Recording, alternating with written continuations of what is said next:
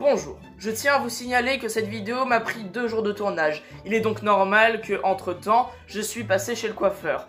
Donc je vous demanderai s'il vous plaît de ne pas le signaler en commentaire. Pardon, je me suis trompé de script. Je vous demanderai donc de le signaler 100 fois en commentaire. Ça aidera pour le référencement. Merci beaucoup.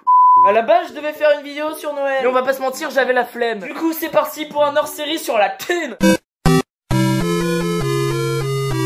Les périodes de fête, c'est vraiment les moments où tu vas le plus claquer ta thune. Sauf à la Saint-Valentin, où il y aura toujours ce genre de personnes. De toute façon, la Saint-Valentin, c'est une fête commerciale. Généralement, c'est des célibataires à 2 de QI. Après, l'économie n'est pas le seul point commun entre Noël et l'argent. Ils ont été créés seulement avec 500 ans de différence. Après, on a beau me dire que la première monnaie venait de l'Empire romain. Pour moi, la plus vieille pièce qu'il existe, elle est dans ma poche. Ah, mais je vous jure, cette pièce, j'ai l'impression elle était gravée dans le pantalon. J'étais pas né qu'elle m'attendait déjà. Et à mon avis, elle a pas que le Covid, celle-là. Mais le pire, c'est qu'un jour, à la place d'avoir une pièce de 10, j'avais un billet de 10. Donc au lieu de me payer un sandwich triangle à 1 euro, je me suis pris un tacos triple viande. Ah j'étais tellement content de cet investissement que j'ai complètement oublié pourquoi j'avais un billet de 10 dans ma poche. Il s'agissait de la thune que je devais utiliser pour acheter un cadeau pour le Noël canadien. Mais du coup j'ai offert les petites frites qui restaient dans le tacos. En parlant de billets de 10, je me rappelle d'une fois où j'étais en 6ème et que j'étais encore petit, c'est-à-dire débile. En gros je marchais dans la cour de récré et là je tombe quoi sur un billet de 10. 3 solutions s'offraient à moi. Le ramasser et aller m'acheter un tacos triple viande mais sans complexe, demander à qui il était mais sachant pertinemment que je ne lui donnerai jamais, ou alors mettre mon pied dessus et le récupérer lorsqu'il n'y avait personne. Devinez ce que j'ai fait. Aucune de 3 solutions. Ce que j'ai fait, j'ai pris le billet 10 et je l'ai rendu à la vie scolaire. Oh non,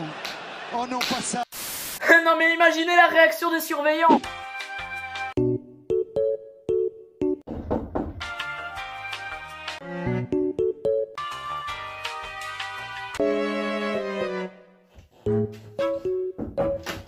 Excusez-moi monsieur, en fait j'ai trouvé un billet 10 dans la cour de récréation et je sais pas à qui ça appartient, du coup je voulais le rendre à la vie scolaire. A few moments later.